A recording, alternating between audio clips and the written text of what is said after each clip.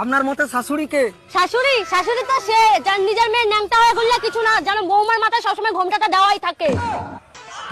শাশুড়ি শাশুড়ি তো সে যে কথা কথা খোটা দেয় যে আমার ছেলের জন্য মেয়েদের লাইন লাগছিল, আর আমরা মনে হয় রাস্তায় বাতি নিয়ে বসেছিলাম ছেলেদের জন্য। শাশুড়ি তো সে যে কথায় কথায় বলে আমি আমার ছেলেকে কত কষ্ট করে বড় করেছি, আর আমার মা তো আমাকে মিশো থেকে অর্ডার করেছে।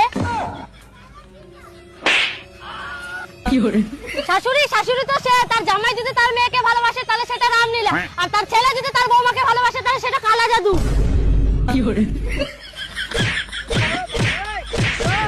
শাশুড়ি শাশুড়ি তো সে যে বিয়ের আগে বলবে যে আমার কোনো কিছু দরকার নেই, তবে বিয়ের পরে বলবে তোর বাপের বাড়ি থেকে দিয়েছেটা কি।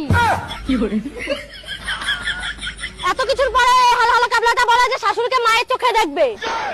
এই ক্যাবলাকে আমি কি করে বুঝাই? যেমন দারচিনিতে চিনি থাকে না, কলগেটে গেট থাকে না, আমলেতে আম থাকে না, তেমন শাশুড়ি মায়ের মধ্যে কোনোদিনও মা